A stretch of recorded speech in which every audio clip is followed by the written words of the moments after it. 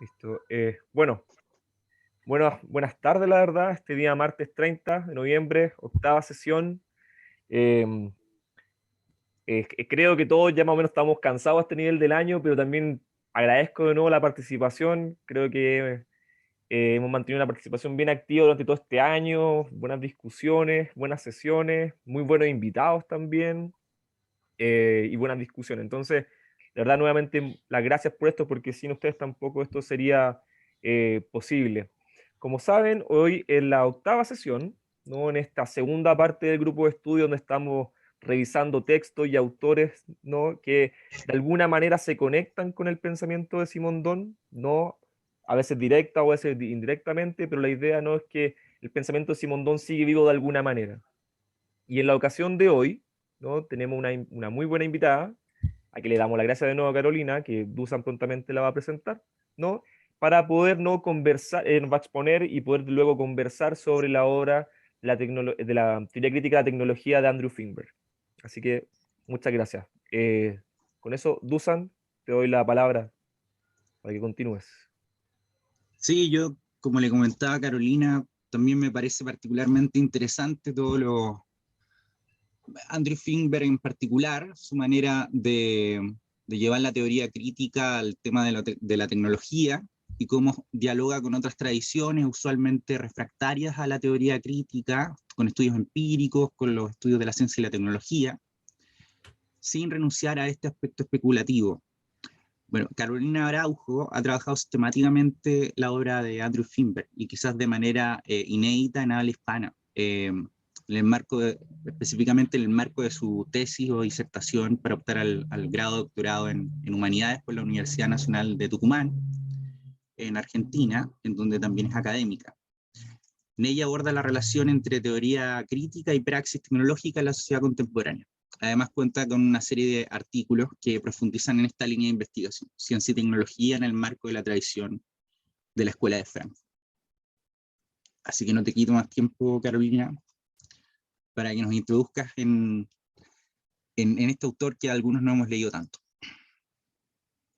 Muchas gracias, Dulce y Rodrigo, por la invitación. Y bueno, hoy, en el encuentro de hoy vamos a conversar sobre los dos artículos que les dejé planteados. Si conocen otras obras, también las vamos a enmarcar antes de abordarlo directamente.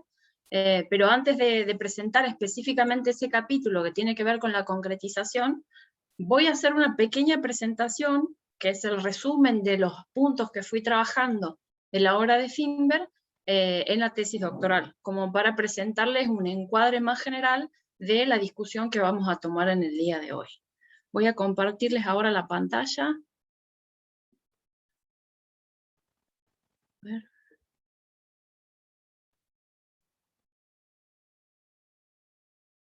No sé si ahí pueden ver la presentación.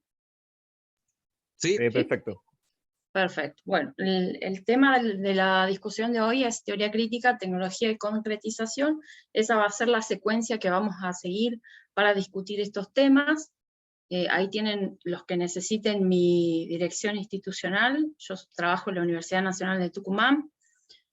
Y voy a comenzar presentando algunos aspectos que me parecen importantes de la biografía y de la trayectoria académica y profesional de Finberg, para que después, si quieren, lo podamos discutir. Bueno, Finberg ya se jubiló hace poquito, pero trabajó mucho tiempo en la Universidad de Simon Fraser y estaba a cargo del Laboratorio de Comunicación y Tecnología Aplicada. Este aspecto a mí me parece importante porque hay un interés de Finberg no solamente en el desarrollo teórico de todas estas producciones que vamos a discutir, sino también en la aplicación concreta de específicamente la transformación del código técnico. Él, de hecho, ha trabajado en diseño de software en los años 80 para educación online, trabajó en un proyecto para justamente revisar cómo codificar los procesos educativos obviamente difundir el software, ¿no? Fue un prototipo que después no continuó, pero que fue el modelo de futuros desarrollos de educación online. Y ya en ese momento se planteaba esta discusión de que fueran más interactivos. también formó parte de un grupo de investigación de pacientes con esclerosis múltiples, donde trataban de generar protocolos de atención más humanizados para los pacientes, ¿no? Y estas experiencias de Finberg en tratar de modificar los códigos técnicos son cruciales al momento de pensar cómo elabora su teoría de la transformación tecnológica, ¿no? De hecho, va a insistir en estos puntos sobre lo que decía Dusan, las características empíricas, ¿no? de los procesos de transformación tecnológica. Eso por ahora lo vamos a mencionar al pasar, después lo podemos retomar si quieren. Otro aspecto importantísimo que lo vamos a discutir hoy es que se formó con Herbert Marcuse en la Universidad de California, en San Diego, y aparte formó parte de los eventos del Mayo francés, estuvo en Francia en el 68, y resultado de esa vivencia generó el archivo Los eventos del Mayo francés, también publicó un libro junto a Friedman en el 2001, que se llama When Poetry Ruled the Streets. Es una obra colectiva donde, de hecho es una obra, perdón, en coautoría, donde van retomando los discursos a partir de panfletos e imágenes del Mayo francés, y van haciendo análisis de la retórica y de distintos aspectos del movimiento de esa época. Es también uno de los aspectos que va a ir rondando en distintas obras, aparece mencionado como ejemplo de praxis transformadora en algunos de los libros que vamos a mencionar ahora. Bueno, Finberg tiene una obra extensa. Del corpus total de obras que él escribe, yo me limité a seleccionar aquellas que están vinculadas directamente a la tecnología, pero tiene obras específicas de Escuela de Frankfurt, como el que mencionaba también Dusan, el de la filosofía de la praxis, y el de Lukács y los orígenes de la Escuela de Frankfurt, también sobre Marcuse y Heidegger, Catástrofe o Redención. Tiene una serie de obras específicas sobre autores, que no los voy a mencionar acá, pero que es importante saberlas, porque tienen que ver con los antecedentes de esta teoría crítica de la tecnología. Entre las obras que son específicas y que yo reconstruí sistemáticamente para pensar en qué consiste esta teoría crítica, están, por ejemplo, la del 91, que es la primera versión de transformar la tecnología, ¿sí? Es una versión inicial de la obra del 2002. Luego escribe Modernidad Alternativa en el 95, Cuestionar la tecnología y Transformar la tecnología. Las que tienen el asterisco están las dos disponibles en versión en español por si alguien las quiere consultar, ¿sí? Una es de la editorial de Quilmes, la otra es de la editorial Prometeo. Para quienes necesiten acceso también a las obras de Finberg, él tiene una página en la Universidad de Simon Fraser donde va indicando no solamente las obras que él va produciendo, sino también las interpretaciones y las entrevistas que les van realizando, ¿sí? Entonces, también él tiene ahí visadas las traducciones que se van haciendo de su obra. Por lo pronto, la de Cuestionar la tecnología no figura, me parece que es porque hay algunos inconvenientes en la traducción, pero bueno, están disponibles esas dos en español por si las quieren leer. Luego está Entre la razón y la experiencia, ensayos de tecnología y modernidad, y el último que vamos a comentar hoy, que es Tecnosistema, la vida social de la razón, ¿no? The Social Life of Reason. Y en este vamos a trabajar específicamente en el capítulo 3. Estas obras que están arriba son las que de alguna manera consideré como las que presentan el núcleo central, el núcleo teórico central de la propuesta de una teoría crítica a la tecnología. Las que están abajo desarrollan más bien estudios de caso aplicando esos conceptos a diferentes situaciones, que serían modernidad y tecnología, la comunidad en la era digital y reinventarnos Internet, estudio crítico de casos, ¿sí? Estos también los abordé en la tesis, pero de una manera más bien ejemplificadora de este núcleo central de conceptos que él va a elaborar. Bueno, brevemente les quería comentar que para abordar la obra de Finberg utilicé estas tres técnicas ¿sí?, que voy a comentar brevemente hoy como para que conozcan el recorrido, ¿no?, que hice en estas obras que acabo de mencionar. Primero, efectué un análisis crítico hermenéutico de estas obras, de este corpus, para posteriormente elaborar una reconstrucción sistemático-conceptual. ¿Sí? Después de hacer un recorrido de todas estas obras, lo que hice fue rastrear cuáles son los antecedentes teóricos y cuáles son los conceptos que él aporta a la teoría crítica de la que se nutre. ¿Cuáles serían los giros hermenéuticos que él aporta a ese análisis? Y al final realicé una entrevista para poder, de alguna manera, discutir y cotejar ciertas interpretaciones sobre sus obras, ¿sí? Esto me interesa particularmente hacerlos notar, porque la obra de Finber es bastante ecléctica y asistemática, ¿no? Y ustedes van a notar en esta presentación todo lo contrario. Eso tiene que ver en parte con fui docente de lógica muchos años, entonces hay un interés de reconstrucción lógica de su argumentación, pero también tiene que ver con otro interés particular, que por eso mencionaba la biografía de Finber, que es que yo trabajo con ingenieros, ¿no? En la Universidad Tecnológica Nacional, trabajo ahí en el área de docencia. Entonces, para poder acercar estos elementos conceptuales y teóricos a la discusión en la comunidad de ingenieros, precisaba de un discurso conceptual con otro orden o de otro tenor, para poder justamente discutir y debatir estos temas de manera transdisciplinaria, ¿sí? Entonces, a ese interés responde este trabajo de organización o reorganización de la discusión argumental de Finber, ¿sí? Como para no confundir el estilo que van a ver aquí con el propio del autor, ¿sí? Bueno, a partir de esa reconstrucción sistemático-conceptual, elaboré dos gráficos que van a representar, por un lado, los antecedentes teóricos de la obra de Finber, y por otro lado, los aportes conceptuales.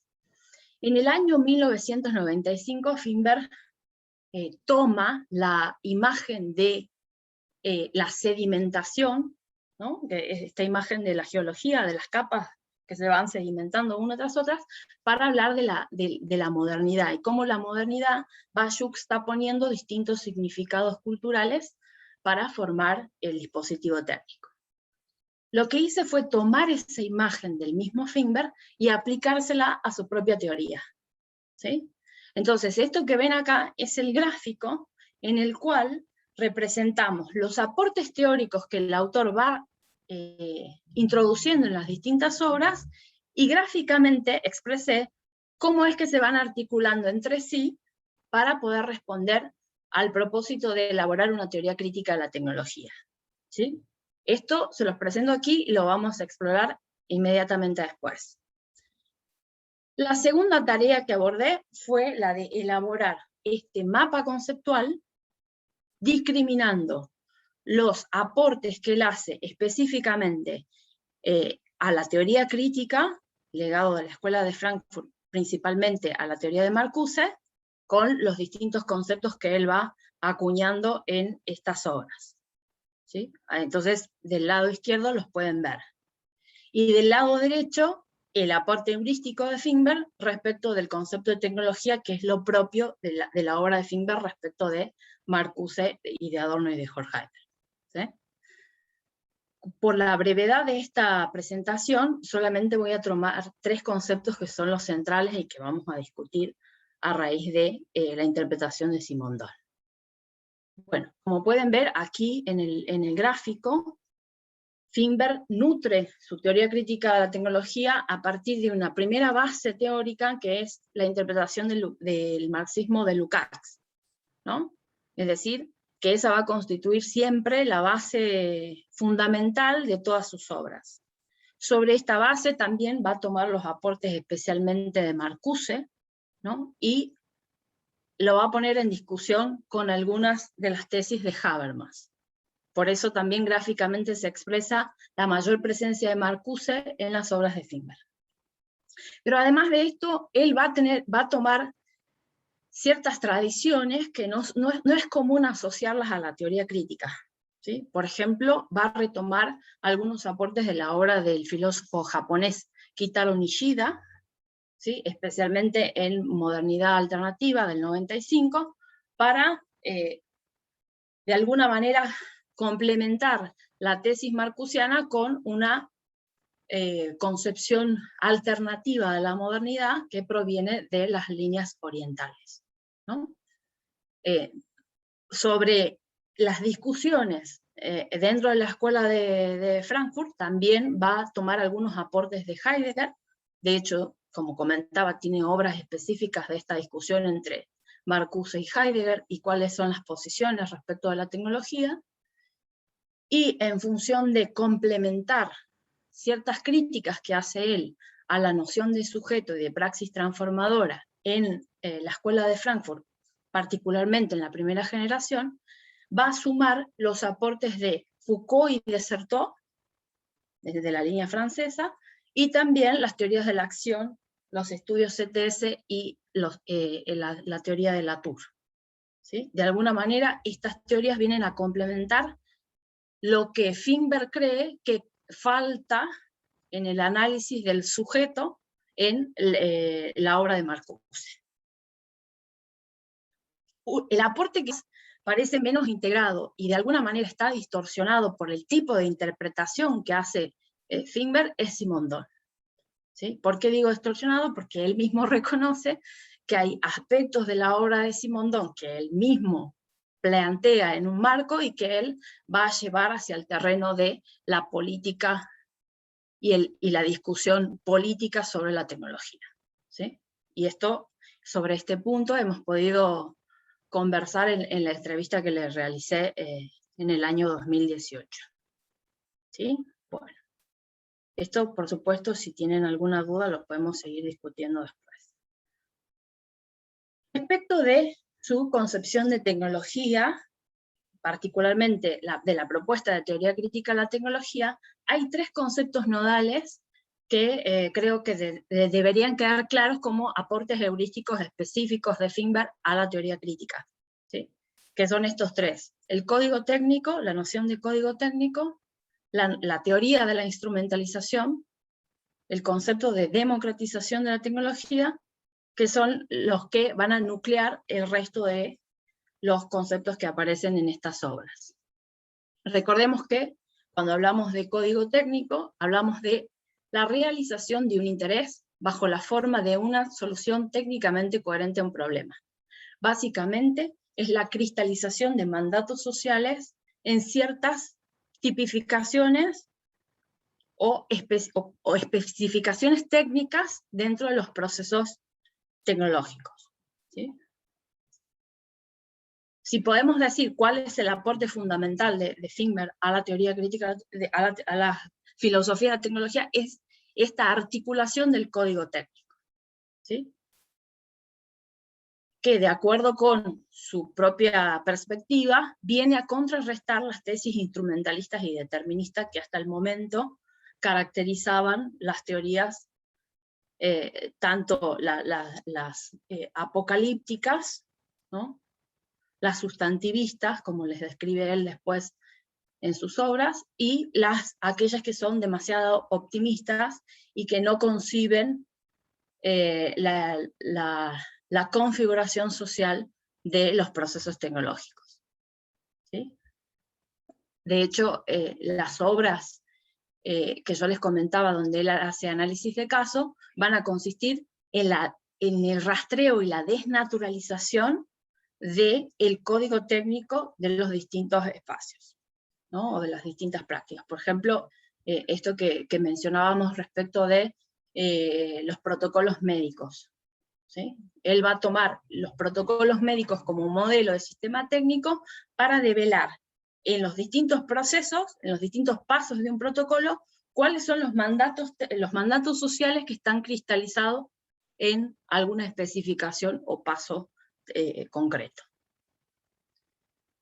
Respecto del código técnico y cómo se va implementando en el tecnosistema, propone la teoría de la instrumentalización, ¿sí? Esta teoría se hizo muy conocida, pero es necesario resaltar que generalmente se conoce la primera versión, ¿sí? La del 91, que es la que distingue entre instrumentalización primaria y secundaria. ¿Sí? Es la que de alguna manera se difundió con mayor fuerza. Sin embargo, esta teoría sufre distintos cambios, ¿sí? y va modificando sus denominaciones en la obra del 99 y en la del 2017. ¿Sí? Entonces, van cambiando esas denominaciones a funcionalización y realización en la obra del 99, y finalmente en la obra del 2017 se llama funcionalización causal y cultural. Esa es la última versión de la teoría de la instrumentalización. Queda el nombre de primaria y secundaria, porque es como se conoce más esta teoría, pero en realidad la última versión sería digamos, la interpretación que integra las críticas que le fueron haciendo en estas obras colectivas que mencionaba Felder acá hace un ratito.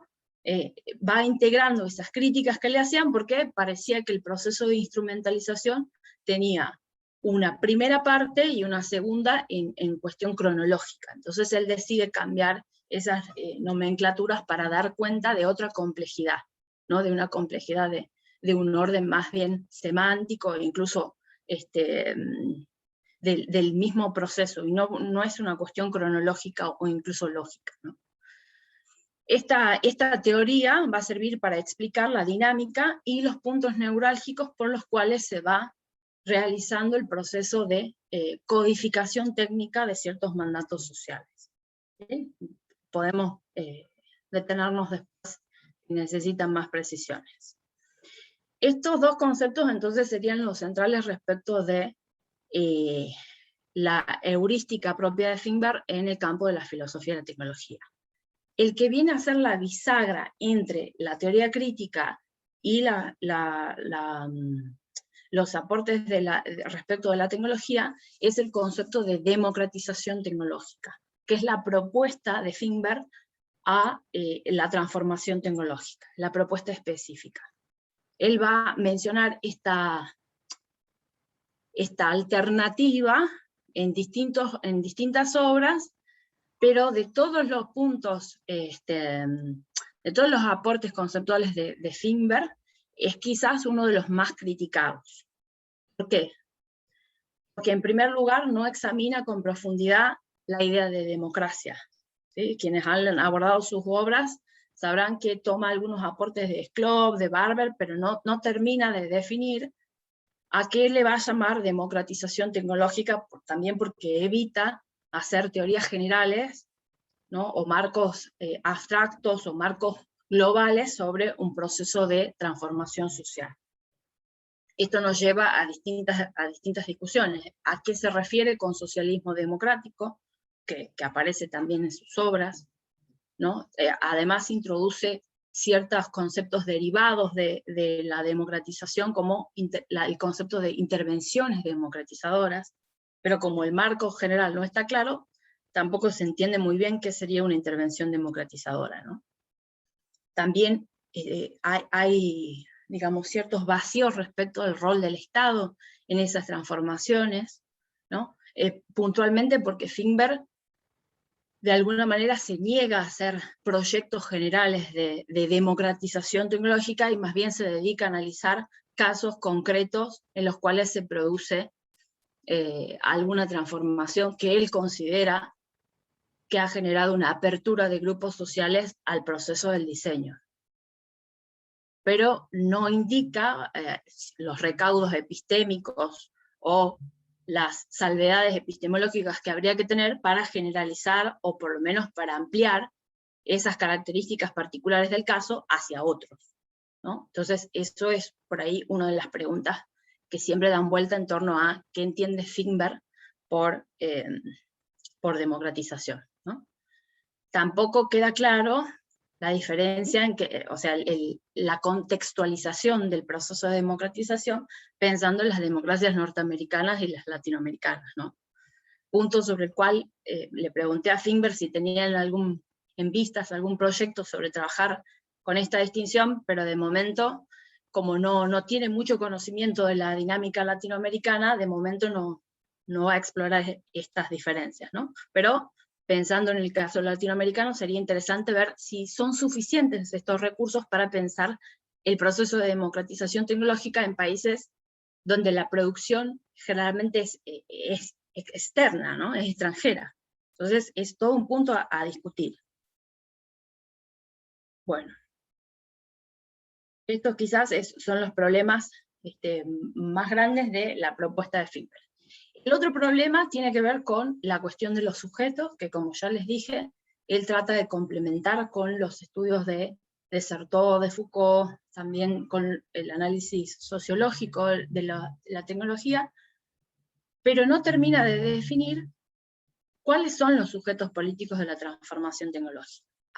¿A qué instancias, si no van a ser las clases sociales o los grupos, a qué grupo va a considerar como el que va a llevar adelante este proceso de democratización tecnológica, discusión que es clásica en los estudios neomarxistas, ¿no? Incluso es una discusión que habría que ver cómo se posiciona Finber respecto de Marcuse. No está dicho explícitamente, pero pareciera, por el tipo de casos que él va analizando en las distintas obras, que está apostando a los movimientos sociales, ¿sí? Y eso nos genera muchos problemas para pensar en los movimientos sociales como sujetos políticos de la transformación, porque son dinámicas desarticuladas, más horizontales, pero también más temporales, ocasionales.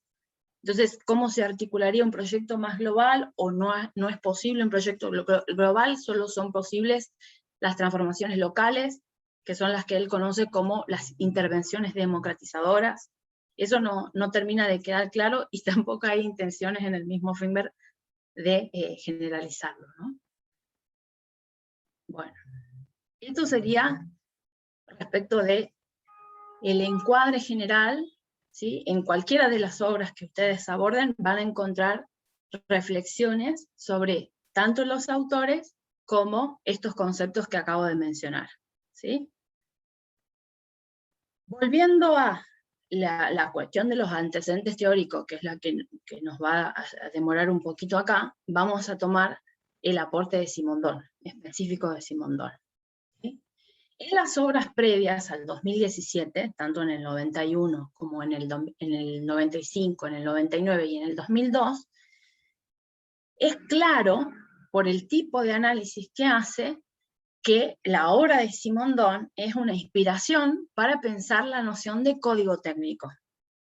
Pero en esas obras no está dicho, ¿sí? Recién en el 2017, él publica en Tecnosistema el capítulo 3, que es el que explícitamente afirma la centralidad de los aportes de Simondon para su teoría crítica de la tecnología, que es el capítulo que tenían como propuesta de lectura para hoy, ¿no?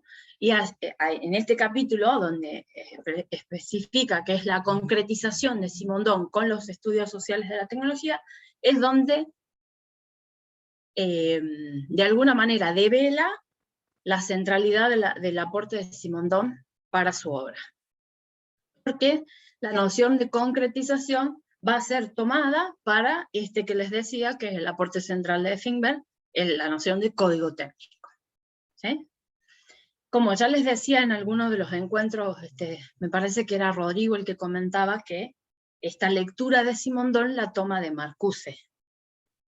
Y quizás la interpretación de Finber tenga mucho que ver con esa llegada, con esa primera recepción de la obra de Simondon a partir de la lectura de Marcuse, ¿no?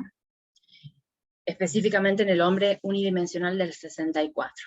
¿Por qué digo esto? Porque en El hombre unidimensional, la forma en la que aparece citado Simondon es bastante peculiar, ¿no? Por ejemplo, hay 4 referencias a Simondon en El hombre unidimensional, una de las cuales, que es la primera, es una nota al pie de página de la segunda parte del modo de existencia de los objetos técnicos, que es la parte que habla sobre el hombre y el objeto técnico. En general, todas las referencias de Marcuse a la obra de Simondon son de esa segunda parte. No hay una referencia específica a la primera, ¿sí? En general, todas las referencias que toma Marcuse son de esa segunda parte y discutiendo otros temas, ¿no? Por ejemplo, en algunas de las referencias, él está hablando sobre las formas, las dinámicas de trabajo, y va a introducir una reflexión de Simondon respecto a la técnica vinculada a la cultura, ¿no? Entonces, muchas de las citas de Marcuse respecto de Simondon están extraídas de un contexto radicalmente diferente para hacer referencia a la crítica del proceso tecnológico dentro de sus características técnicas concretas y particulares, ¿no? Las líneas de ensamblaje, las dinámicas de trabajo, los ritmos. Es decir, que pareciera que Simondon en la obra de Marcuse está tomado solo como una cita de autoridad para detenerse en el análisis específico y el análisis crítico de las características técnicas de los procesos productivos, ¿sí? Pero no hay una profundización de, por ejemplo, los conceptos de concretización o de individuación que son fundamentales en la obra de Simondon, ¿sí? Entonces, esta es la forma en la que le va a llegar a Finber la obra de Simondon, ¿sí? Y en el capítulo que tenían para leer, él va a explicitar justamente qué es lo que va a tomar de Simondon, y particularmente él sí va a tener que detallar qué conceptos va a tomar de Simondon, y ahí sí va a explicitar cómo toma la noción de concretización en particular y el de individuación, que si quiere lo podemos discutir en un ratito nada más. Como es una apropiación un tanto extraña ya por vía Marcuse de la obra de Simondon, ¿no? Le pregunté a Finber en la entrevista del 2018 cuáles eran las características de esa apropiación, sabiendo que Simondon estaba en su proyecto, tenía otro objetivo, ¿no?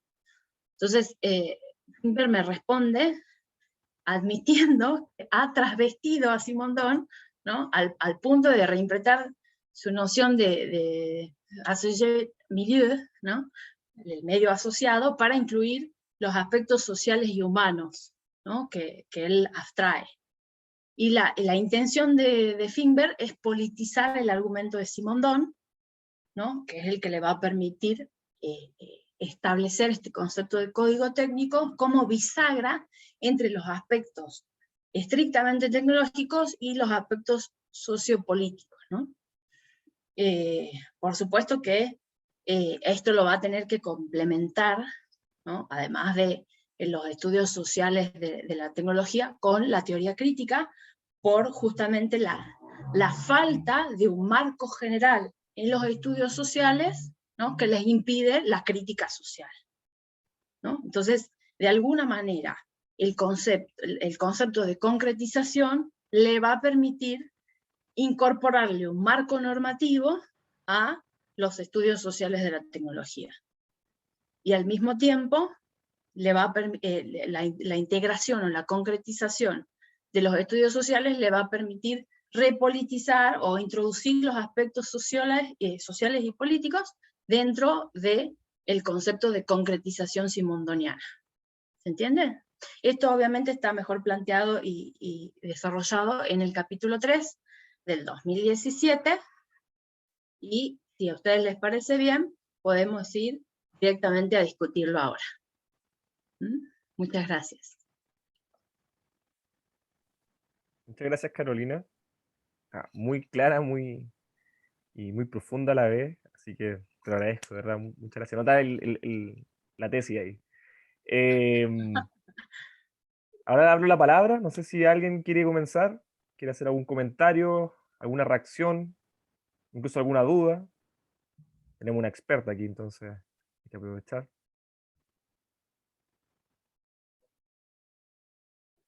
Cristian. Ya, bueno, muchas gracias, Carolina. A mí me gustó mucho leer a Finberg, no lo conocía, así que te agradezco desde ya la apertura de este autor. Y yo me había topado con Marcuse, digamos, en el contexto de una investigación que estaba haciendo sobre una editorial estatal en Chile, Quimantú. ¿no? En que justamente como dentro de la coalición de la Unidad Popular había bastante resistencia a las ideas de Marcuse en ese contexto, que se entendían más bien como una especie de, algunos lo acusaban abiertamente como de, en el fondo, de traicionar la verdadera revolución y proponer una cuestión que era como más afín a Estados Unidos. Y recuerdo de esa lectura de Marcuse también como este horizonte muy utópico en que la revolución también pasa por el placer, ¿no? Y que en el fondo el ser humano se libera de esta relación solo productiva con el trabajo. O sea, ¿cuánto de eso queda en Finberg, me pregunto, en esta idea como de democratización de la tecnología, en el fondo de esta, claro, como, ¿qué tan utópico encuentras tú que es la mirada de Finberg sobre cómo se puede construir como una tecnología armónica en el fondo entre medio ambiente, cultura y las cuestiones técnicas propiamente tal? Eso es una duda que me surgió. Muchas gracias, Cristian. La verdad que justo tomaste una objeción que es reiterada en la obra de Finberg, la discusión sobre hasta qué punto es utópico lo que propone. De hecho, en varias obras tiene que insistir, esto no es utópico porque, ¿no? Y uno de los puntos centrales en los que destaca es que no está proponiendo algo así como un proceso de revolución total del el sistema tecnológico, del tecnosistema. De hecho, va a reconocer que por el grado de avance tecnológico es imposible proponer algo así como una revuelta del orden tecnológico y transformarla hacia un socialismo democrático. Eso de plano está descartado. La cuestión es pensar, de hecho, cómo hacemos para promover la praxis transformadora sin desanimarla, porque no es posible esa transformación total, pero tampoco caer en el pesimismo catastrófico que lleva a la inacción crítica que es frecuente en las primeras generaciones de la Escuela de Frankfurt. O sea, esa discusión está planteada de manera recurrente en la obra de Finberg, en las distintas obras, y la respuesta de él es justamente en la localización de esas praxis. ¿Sí? Por eso va a introducir el concepto de intervenciones democratizadoras. No sabemos en qué medida podemos hablar de una democratización, de algo así como un proceso general de democratización tecnológica, no lo describe ni tampoco lo caracteriza, pero sí sabemos que hay intervenciones democratizadoras, y las describe, ¿no? Por ejemplo, en estos casos que mencionaba hace un ratito, el caso de los movimientos homosexuales luchando por cambiar el código del tratamiento contra el SIDA, ¿no? O el de los movimientos ambientalistas, ¿sí? O el de las mismas feministas. ¿Sí? Va analizando casos concretos que son los que le permitirían a él dar cuenta de la posibilidad concreta y efectiva de una transformación del código técnico. Pero no se puede generalizar. ¿Sí? Y entonces ahí está la discusión de si, en qué medida habría entonces un proceso más general y cuándo podemos decir que de hecho no es un caso aislado, sino que se ha generalizado, porque nos faltan herramientas teóricas por lo menos, ¿no? Súper, muchas gracias. No hay por qué, gracias a vos. Tenemos ahora a ver, tenemos a ordenamos un poco, tenemos a Renzo, Dusan, había una pregunta de creo que de Camilo, y luego tenemos a Helder, ¿te parece? Vamos en ese orden. Renzo. Gracias. Muchas gracias, Carolina, por tu brillante presentación, muy clara. Así que se agradece, sobre todo yo conozco mucho al autor, he leído algunas cosas como mencioné, pero conozco un poco mejor a Simondon. Entonces voy a hilar un poco esta pregunta con respecto a lo de medio asociado en Simondon y lo que mencionaste ahora de Finberg. Como escribí un poco un atrevimiento de él, creo. Porque justamente Finberg apunta a lo social, o a lo técnico social como tal, pero Simondon, sin embargo, apunta también hacia el aspecto no humano. en lo tecnológico, ¿no? Bueno, el ejemplo más claro de medio asociado es la turbina de Gimbal con el agua, ¿no? Y el agua es una entidad humana, no tiene construcciones simbólicas ni nada, es medio asociado, la cual manifiesta una operación técnica y tecnológica y se genera ahí su autorregulación mediante, fuera de todo lo social. Entonces, ahí yo no entiendo cómo él retoma esa noción, en la cual para mí siempre ha sido la noción de alguna forma no humana, ¿no? Me anclo en eso no humano, para entender justamente esas operaciones fuera del humano con lo tecnológico.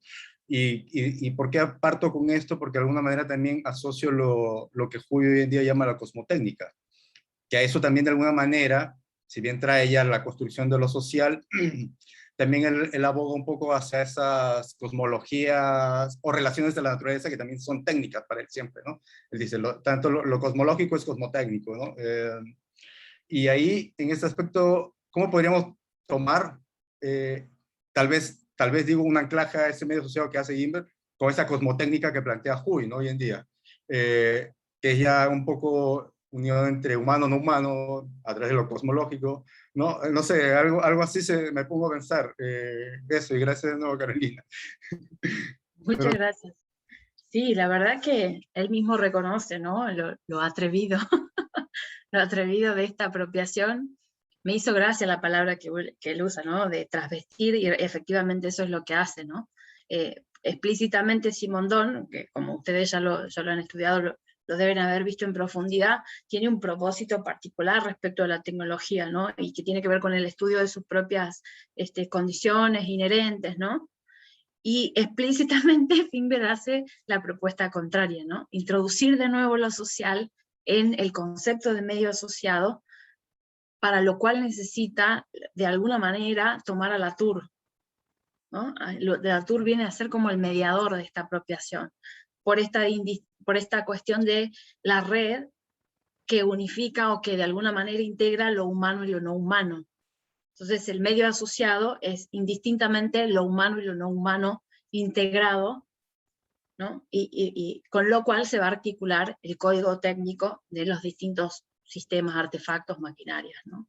Entonces, esa mediación sí o sí tiene que pasar por el aporte de Latour. Por eso es que le pone ese título al capítulo, ¿no? La concretización de Simondon con la teoría del actor red. Hoy uno podría decir, bueno, es una distorsión, una interpretación un poco alejada de la obra de Simondon, pero la verdad es que cuando se defiende, él sostiene, bueno, yo lo tomo para politizar su argumento, para llevar agua a su propio molino, ¿no? Y la verdad que él no se propone como intérprete de Simondon. Entonces, en ese sentido, está cubierto hermenéuticamente de alguna manera, ¿no? Dusa. Sí, yo quería, tomando un poco también algunas cosas que mencionó Cristian en su comentario, la herencia propiamente psicoanalítica de Marcuse y cómo la toma esa posta Finberg, me preguntaba acerca de la dimensión patológica o el carácter patológico de la sociedad contemporánea, de la sociedad moderna en su estado actual, para su trabajo reciente o para su trabajo. Y sobre todo porque estamos discutiendo en parte el diálogo que tiene con este libro del modo existencial de los objetos técnicos, donde hay una muy atrevida interpretación de un concepto por mucho tiempo denostado, pero últimamente retomado por la tradición de la teoría crítica, que es el concepto de la alienación. Para Simondon es muy interesante cómo él toma algo así como una alienación del objeto técnico de la máquina, que ha sido abstraído por un paradigma ya sea utilitarista o esteticista, pero que distorsiona la relación del trabajador con esa máquina. Como vuelve siervo de vuelta al trabajador en su relación con la máquina. Creo que la definición algo así como formal es que no se puede distinguir entre fondo y forma. pero es básicamente tomar a la máquina, al objeto técnico, por algo que no es. Termina volviendo al trabajador servil, pero es una alienación de la máquina. Lukács, por ejemplo, tiene toda una tradición que durante todo ese periodo, que se llama, de los autores que se denominaron o se agruparon en torno a la idea de marxismo occidental, reificación, toda esta relación con el deseo, interpretaciones freudo-marxistas. Entonces, de nuevo, ¿qué queda de eso en su teoría crítica de la tecnología actual? ¿Cómo toma estos aspectos de repente no lo toma quizás, del modo extenso de los objetos técnicos? ¿Cómo definiría la enajenación del hombre en su relación con la técnica? En un sentido, no sé si es igual que el tipo de definición que da Habermas, por ejemplo, racionalidad instrumental, porque pareciera querer alejarse, pero bueno, esa es mi pregunta, básicamente. Muchas gracias. Bueno, la verdad que es una pregunta muy interesante, porque quizás resalte de alguna manera la cercanía, la raigambre norteamericana de Finberg, ¿no? La propuesta y la respuesta que él da a la cuestión de la alienación, ¿no? Porque todas estas cuestiones de la sensibilidad, del deseo, del placer, no son tomadas directamente, ¿no? Cuando Finberg analiza la cuestión de la alienación, está entendida en términos de la decisión, ¿no? Entonces, los que están alienados porque no pueden decidir sobre las formas de vida que estructuran los sistemas tecnológicos. Es decir, los sujetos quedan sometidos por un tecnosistema cuyo diseño está restringido a un grupo pequeño que toma las decisiones por los demás, pero que a la vez no son conscientes de esa dinámica, ¿no? Entonces aquí habría algo así como una alienación tecnológica que tiene que ver con el cierre del proceso de diseño a los distintos sectores sociales, ¿no? Entonces, para eso va a introducir los conceptos de margen de maniobra y autonomía operacional, ¿no? Que es lo que describe la situación de inequidad de los sujetos frente al tecnosistema. Entonces, hay sujetos que tendrían algo así como una autonomía para decidir las características de los procesos, y el resto tendría, ¿no?, la posibilidad de tácticas, que es lo que llama el margen de maniobra, frente a esas decisiones que toman otros. Entonces, el fenómeno de la alienación está tomado en Finberg en términos de la acción y de los espacios de toma de decisiones y de responsabilidad. Por supuesto que él va a mencionar que el tecnosistema va coproduciéndose junto con los sujetos. Es decir, así como el tecnosistema genera formas de vida y los sujetos van creando estos sistemas técnicos, también ellos van generando subjetividades, ¿sí? Pero no hay un análisis específico de las características deseantes de los sujetos, ¿no? No se detiene en ese aspecto, sino que se va a la línea más pragmática, ¿no? Concretamente, ¿qué espacio de decisión tienen los grupos sociales respecto del diseño? O sea, la alienación aquí está producida en tanto todos somos relegados, o la mayor parte de la población es relegada a su condición de usuaria, y eso le va imponiendo ciertas características y ciertas formas de vida cristalizadas en los códigos técnicos. ¿Sí? Un pequeño comentario, disculpen la interrupción, que me llama la atención en el texto más antiguo, que está en español, que por momentos da la impresión de que él considera como el punto de vista táctico mucho más rico que el punto de vista gerencial, ¿no? Hasta que llega a dar la impresión que en el fondo esta gente que decide por los otros, pero que es inconsciente de ese medio asociado, de esos problemas culturales, sociales, están casi como más enajenados que los usuarios que tácticamente resisten a eso. Entonces, hay como un juego ahí también de invertir un poco las posiciones, me pareció. Sí, por supuesto, porque ese es el espacio de la transformación tecnológica, el del margen de maniobra, ¿no? Estoy pensando, ahora se me vino a la cabeza la imagen de la descripción de Adorno y Horkheimer de Odiseo, cuando se tiene que atar al mástil y, y a ellos plantean, bueno, no es que él no está alienado, ¿no? Porque puede escuchar, también está alienado porque se ata al mástil, ¿no? Entonces, aquí no es una discusión respecto de los alienados y los no alienados, o sea, están ambos alienados, ¿no? Sino tiene que ver con qué tipo de alienación caracteriza a cada grupo social, ¿no? Les recomiendo mucho ese capítulo de la dialéctica de la ilustración, que es maravilloso para, Sí. ¿no? Ahí me Que, subo a bueno, es muy hegeliano también. Ujú, El amo tampoco es libre. exactamente. Elder. Pero un segundo antes de Helder, había un comentario de Camilo, no sé si Camilo querrá decirlo en voz alta ya después de esta discusión se aclaró, porque Camilo lo que hacía referencia era respecto a la operación al erotismo, ¿no? En el sentido que lo concibe Marcuse. Marcuse.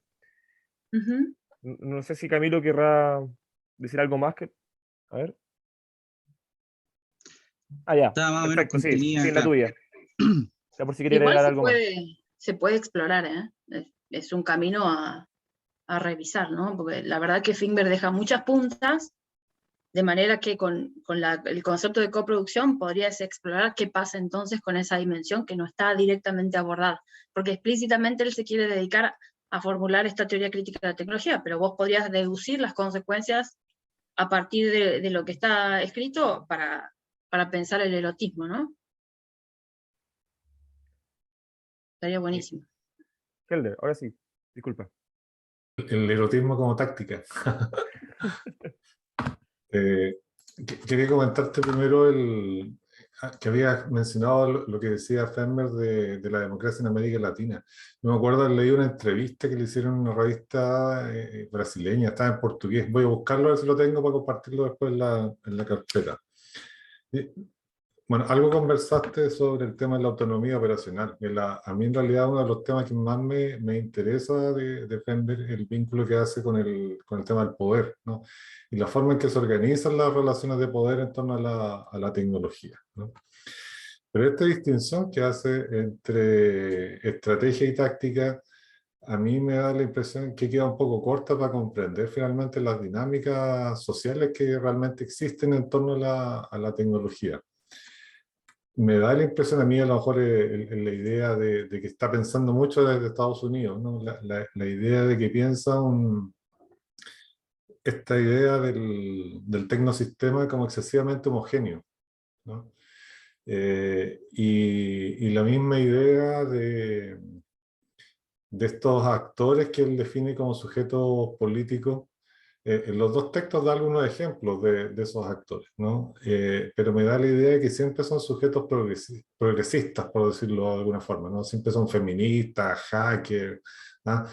Pero a mí me da la impresión de que la táctica también puede ser usada por actores conservadores, ¿no? Que buscan retomar valores tradicionales y utilizar la tecnología para promover también valores tradicionales. Y creo que no habla sobre eso. Entonces, hay una sobre homogenización del tecnosistema, ¿no? Como si todos viviéramos en Estados Unidos, ¿no? Y todos tuviéramos esas mismas condiciones o las mismas facilidades para oponernos al sistema, ¿no?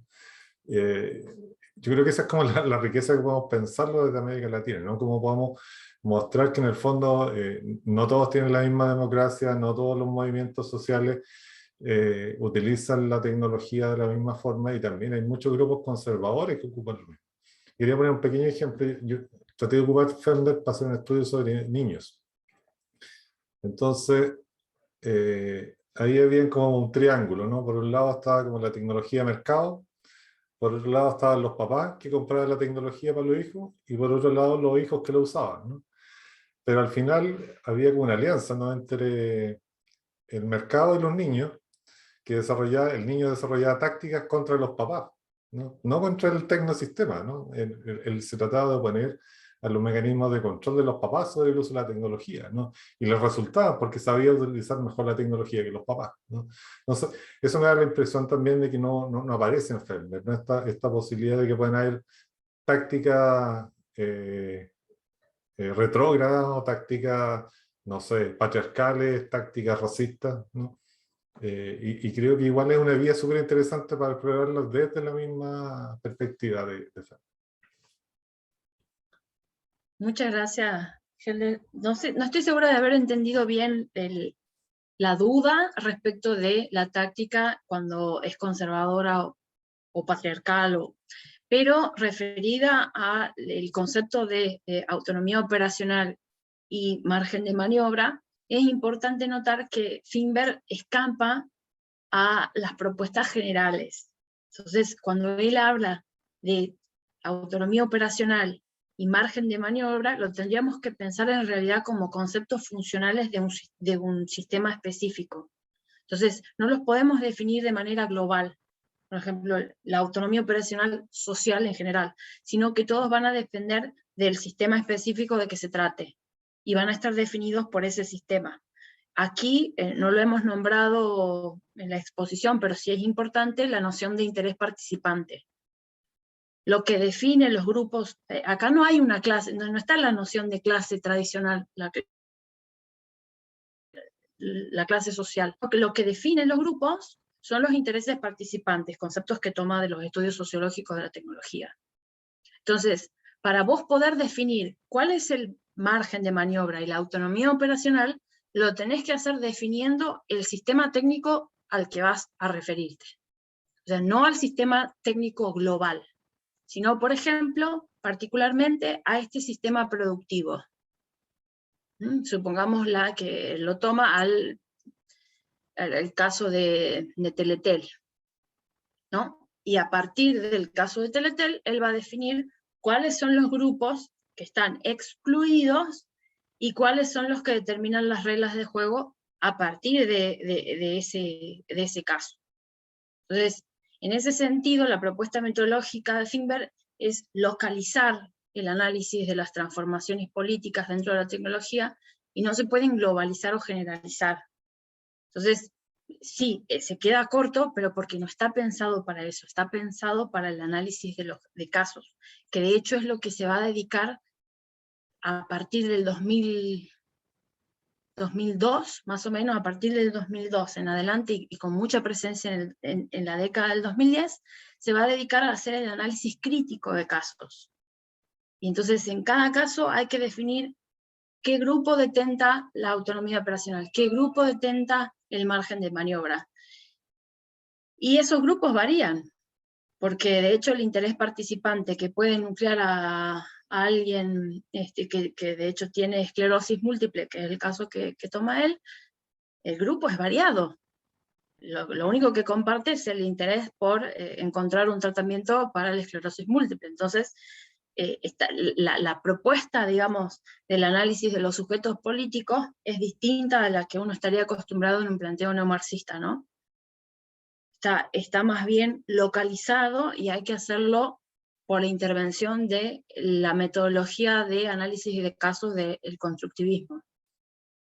Entonces, no se lo puede pensar en forma muy global o general. Socialmente, ¿quiénes detentan la autonomía operacional? Porque el técnico del sistema es complejo, es diverso, es heterogéneo. Entonces, por ahí es nuestra tentación, que de hecho en algún momento busqué en Finberg encontrar las claves de algo así como cuáles son las características para que algo sea llamado democracia tecnológica o democratización tecnológica, y no hay. No hay. La única forma, dice Finberg, para hacerlo es caracterizar empíricamente cómo se produce eso en la práctica.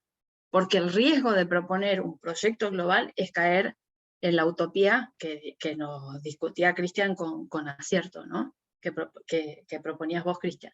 Entonces, para evitar esos extremos utópicos de algo así como una democratización con ciertas características, lo único que nos queda es describir empíricamente cómo se produce la intervención democratizadora. Claudio, sí, Claudio tiene la mano. ¿Quiere hacer algún comentario? Sí, pregunta. sí, yo quería hacer aprovechando, digamos, la expertise de Carolina en Finberg, quería hacer una pregunta sobre el tema digital, ¿sí? Él escribió en el 99 un artículo súper bueno, yo llegué, digamos, a Finberg por él, que se llama Distance Learning, Promise or Threat, ¿sí?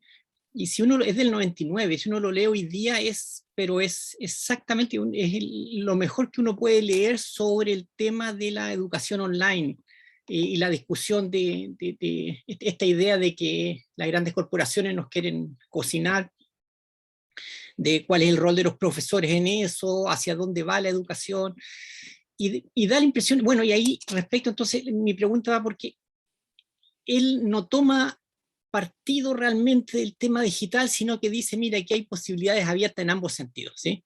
Después en el texto que tú leíste yo me puse a mirar, digamos, aparte de lo que tú nos diste a leer, digamos, qué decía de lo digital, ¿sí? Y me encontré con esta frase que dice de nuevo exactamente lo mismo, dice, no doubt the prophets of networking exaggerated its transformation power, but the critics exaggerate its failure to support democratic initiative, ¿sí?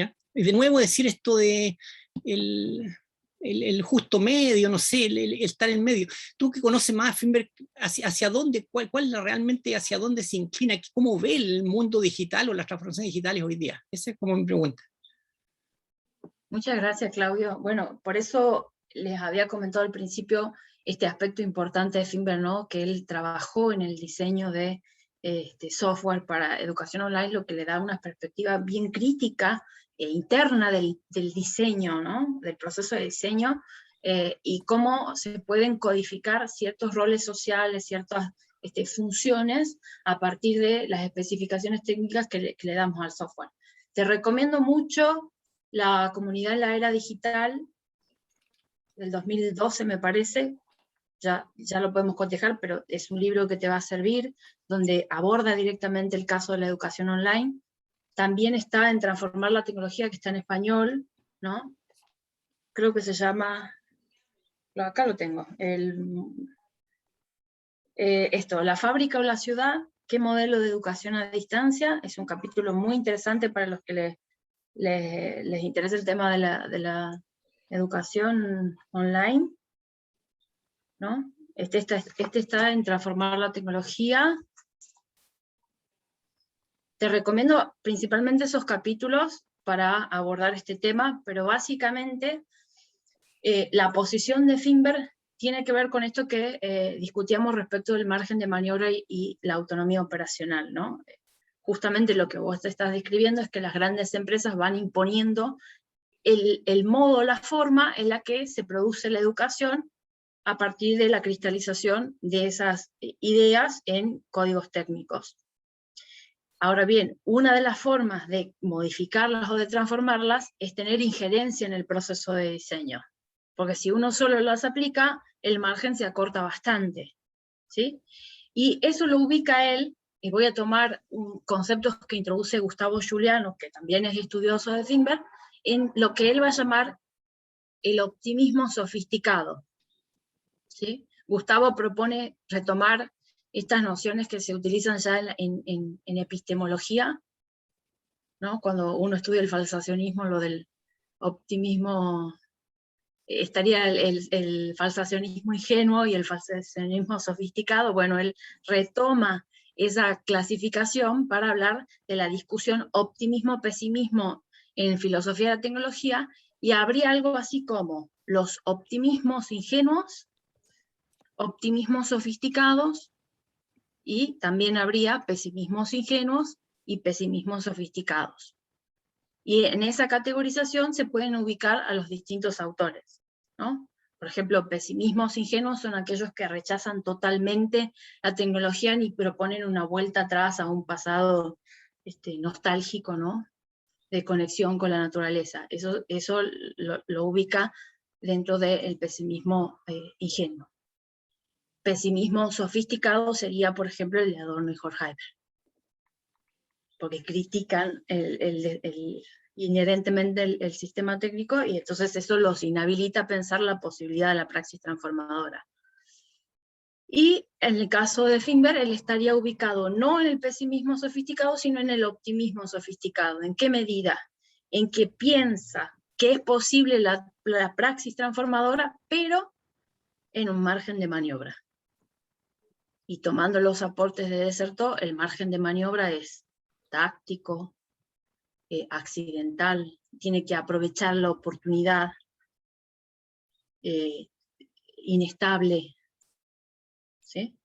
Y en ese sentido, entonces, ¿cómo piensa Finberg los diseños dentro del ámbito de la educación a distancia? Efectivamente están abiertas las dos posibilidades, es ambivalente. Uno puede cerrarlos si la autonomía operacional es muy fuerte, pero siempre está abierta la posibilidad de la táctica, solo que hay que aprovechar la oportunidad. ¿Se entiende? Carolina, perdón que agregue una cosita más. Y en ese sentido, Finberg, digamos, tú que lo conoces bien, ¿hace alguna diferencia sustancial o al menos leve entre la tecnología digital y la tecnología predigital? Para algunos autores, el tecnosistema puede ser analizado con estas mismas categorías.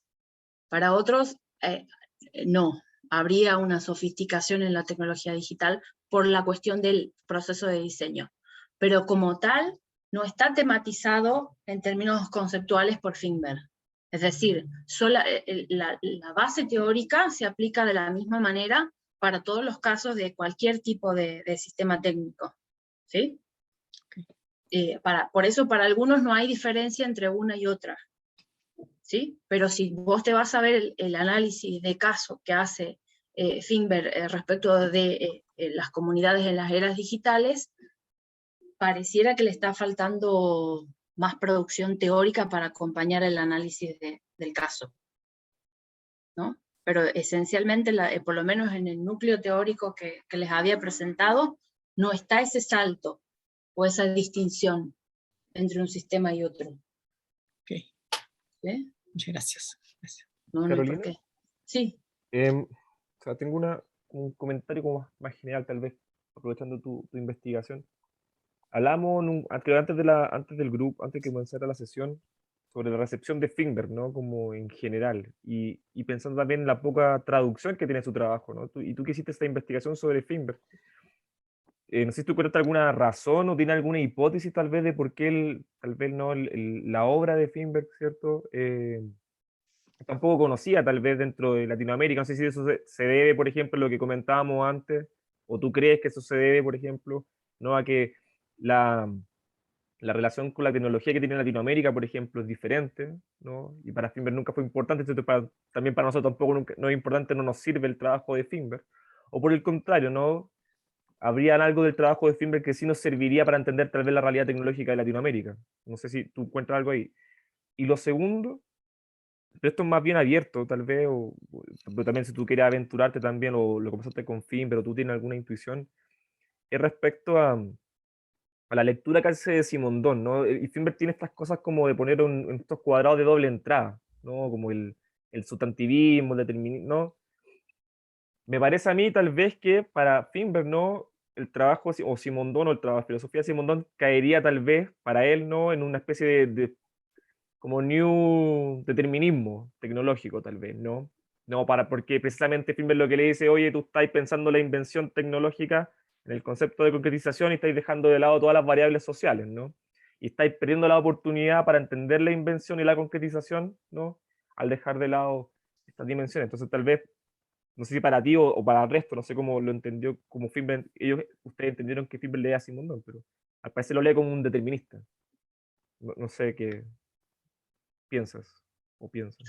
Muchas gracias por los dos comentarios, la verdad que son muy interesantes. El primero, la verdad que no tengo una hipótesis de por qué no está traducido al español. Puede ser, sí, que tenga que ver con el caso latinoamericano. No somos productores de tecnología, por lo menos no eminentemente. La producción generalmente pero la producción en términos de diseño, que acá esto es fundamental, ¿no? El diseño generalmente Lo podemos producir en el país, pero el diseño es importado. Entonces ese es un problema. Porque lo que él está planteando es el acceso a ese proceso que para el caso de Latinoamérica es complejo, ¿no? Y de hecho habría que pensar algo así como un margen de maniobra del margen de maniobra, ¿no? Cosa que no está tematizado en la obra de él porque está tomando casos locales. Entonces le falta esta otra contextualización más general, ¿no? Que por el momento no tiene intenciones de explorarla, pero bueno, que nos tocaría pensarla, ¿no?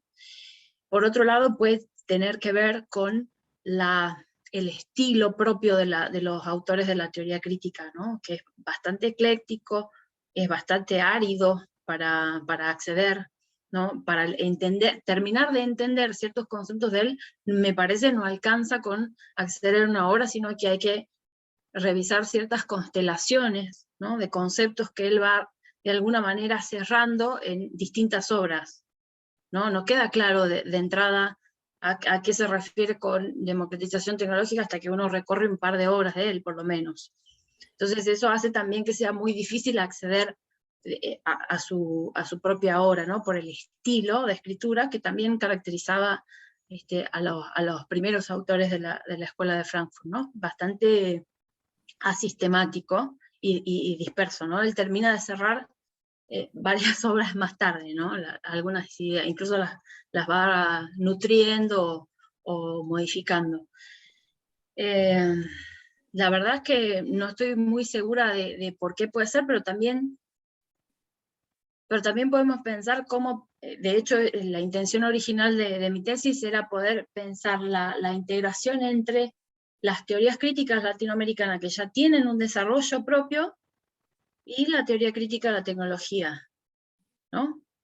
Pero el problema va a ser el nivel de generalidad de su propuesta de la transformación tecnológica. Ahí hay un problema, un vacío teórico que habría que repensar cómo se articularía. Eso sería, digamos, para mí, alguna de las ideas. No estoy muy segura de por qué no está muy traducido, lo podemos pensar entre todos. Y me habías preguntado otra cosa respecto de Simondon. Sí, para Finberg sería un determinista. Bueno, no estoy segura de que lo plantee como un determinista, pero sí cree que tiene una limitación. No lo está pensando. No, cuando discute con el determinismo no está pensando en Simondon.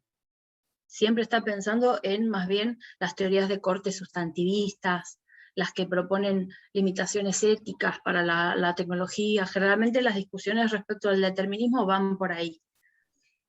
Hay una que otra discusión respecto de las lecturas deterministas dentro de Marx incluso, ¿no? Y de hecho él va mostrando por qué no es determinista Marx, retomando las lecturas de las primeras obras de Marx, ¿no? Pero cuando aborda a Simondon, jamás lo aborda en la discusión en términos de determinismo, sino más bien de una limitación. Porque de hecho, de alguna manera, si está aclarado en Simondon esta necesidad de integrar culturalmente el sistema tecnológico, entonces no lo está criticando por eso. Sí, porque no politiza su argumento. Entonces eso es lo que va a intentar hacer él.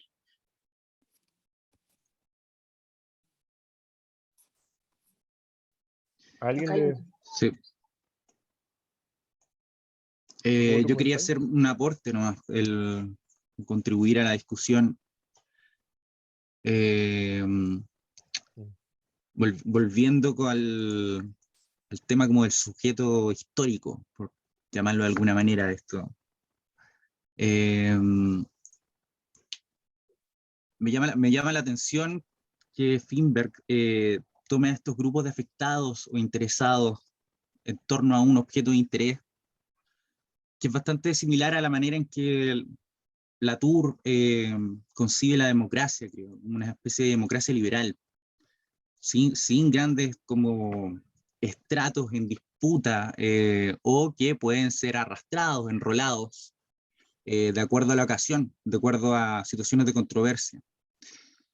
Al respecto, pensé dos cosas y en realidad una está muy relacionada con lo que ya dijo Elder. La primera es que, bueno, hay un par de libros de Mackenzie Wark donde hay una tesis acerca de cuál sería esta dialéctica en el mundo de la información, qué sé yo, y estaría conformada por hackers y clase vectorial. El hacker sería aquel que modifica, y la vectorialización sería aquel que capitaliza o tiene la propiedad sobre esos medios. Pero quizás de manera similar a él, tengo la impresión de que hay algo así como una romantización media derivada de esta de Desertó sobre los tácticos, o sobre la táctica, o sobre los bottom-up, aquello que se hace opera en las prácticas, qué sé yo, pero estoy pensando nuevamente en los alt-right, en los neoreaccionarios, que sobre todo son tácticos, y sobre todo modifican verdades según la ocasión. Fake news, todo eso son, no necesariamente tienen detrás una razón estratégica. Modifican, enrolan, interesan a gente. Sobre, por ejemplo, el tema de la verdad, que es un tema muy problemático en los estudios de la ciencia y la tecnología, a mi entender. Entonces, y sobre todo pensando que Andrew Finberg le habla o se mueve con un centro de gravedad en Estados Unidos, ¿cómo él observa la sociedad con el trumpismo, por ejemplo, en este tipo de resistencias? ¿Cuál es su diagnóstico al respecto? Porque creo que ahí podría haber algunas claves para poner en cuestión esta especie de, a mi juicio, visión romántica de la diferencia entre resistencia y poder, resistencia y dominación, o táctica y estrategia. No, es que justo estás tomando un punto en el que probablemente ahí esté haciendo aguas y sea una objeción válida, ¿no? Esta romantización de la táctica, porque de hecho, bueno, una de las discusiones que se da respecto de esto es que si él no propone de alguna manera formas o medios de limitar la autonomía operacional, las acciones transformadoras en el margen de maniobra tienden a morir o a sofocarse, porque una de las características de la autonomía operacional es justamente vedar, cerrar, imponerse sobre todas estas estrategias de resistencia, ¿no? Entonces, efectivamente no está planteado cómo es que una acción de resistencia puede subsistir, puede sostenerse y posteriormente transformarse en un cambio más profundo del sistema tecnológico. No está planteado y de hecho me parece que en la época en la que él estaba escribiendo, de hecho lo dice, ya en el 2002 lo dice, era demasiado optimista respecto de las potencialidades que veía en el desarrollo de Internet, que estaba avanzando cada vez más, y en el 2002 tiene que corregir la teoría crítica de tecnología cuando saca a transformar la tecnología, no solamente por eso, sino por distintos fracasos, ¿no? que van mostrando las limitaciones de su propia perspectiva respecto a la transformación tecnológica. Con respecto al comentario que haces de Trump, la verdad es que no tiene, por lo menos en las obras de las que hicimos referencia, análisis lo suficientemente detallados o formados, o por lo menos discutidos, respecto de qué hacer cuando la ambivalencia tecnológica habilita los totalitarismos o las disposiciones autoritarias, o la sofocación de cualquier intento de resistencia, ¿no? La verdad es que no ha desarrollado, como sí sus antecedentes teóricos han trabajado el tema, la verdad es que no no lo aborda directamente, por lo menos no en las obras que he mencionado ahora, ¿no? Ha sacado un nuevo artículo en el 2020, quizás tratando de dar cuenta de estas cuestiones, pero no tiene un desarrollo teórico más específico como si lo tiene Marcuse, por ejemplo, ¿no? Por lo menos no en estas obras, repito, que estamos mencionando directamente vinculadas a la tecnología. Sí, pero este es un tema también, como le comentaba a Camilo, me parece, que habría que terminar de ver, ¿no? Porque entonces pareciera que sin esa explicación termina siendo utópica la propuesta de una transformación tecnológica. Yo estaba pensando también en esta imagen que tú ocupaste de los estratos, que uno también le podría aplicar a la existencia de sistemas técnicos. O sea, no es lo mismo pensar en una ampolleta, que de alguna manera es una tecnología ya que tiene un despliegue global que no genera mucho conflicto, digamos, versus, no sé, pues un teléfono móvil, ¿no? Que sí es un objeto que puede hacer mucha diferencia en la vida social de una persona. Y ahí creo que entran elementos como una geopolítica de la tecnología, que creo que ahí es complicado el tema de la localidad, porque es evidente que muchas de esas localidades se explican también por toda esta geopolítica que ya está súper configurada en términos de los procesos de producción, ¿no? Que, no sé, pues para hacer un iPhone hay unas minas en el Congo que se saca cobalto y de eso se ensambla en China, pero en verdad la compañía está en Estados Unidos. Pienso por un lado ese conflicto, ¿no? Entre la idea de localidad y la geopolítica de la tecnología, y por otro lado también lo difícil de pensar en esta localidad en el tema de las comunidades digitales, ¿no? Pensar la distancia que se produce entre el punto de vista gerente, ¿no? Este odio a Mark Zuckerberg, por ejemplo, versus los 2 billones de usuarios. ¿Cómo se gestiona esa relación entre usuarios y gerente, ¿no? Es una cuestión completamente desmesurada. Bueno, el modelo de la capa de sedimentación sí es una metodología de Figmer para analizar distintos sistemas. Hay un artículo del 2012, creo, no recuerdo bien la fecha, donde analiza los distintos significados que se van solapando o sedimentando en referencia a la experiencia digital, ¿no? Entonces, la propuesta del modelo de sedimentación es en realidad una metodología para analizar distintos sistemas tecnológicos.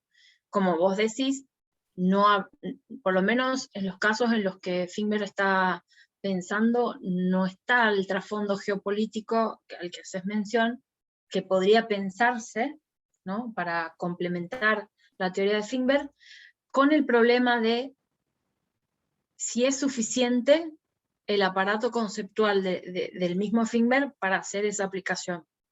Si es solamente agregarlo una cuestión contextual o precisaríamos otras herramientas analíticas que permitieran comprender el encuadre de la táctica transformadora en ese otro contexto geopolítico.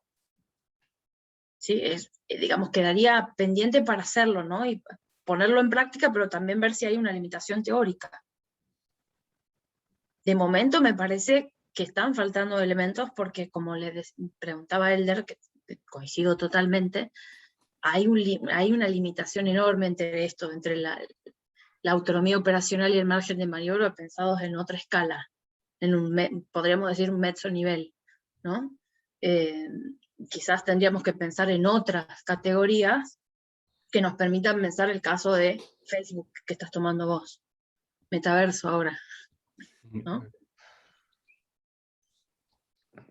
Muchas gracias, Carolina. No sé si hay más preguntas, pero ya creo que estamos también en la hora. Yo creo que quiero agradecerte, Carolina, por la participación, por la presentación increíble que nos diste ahora, demasiado clara.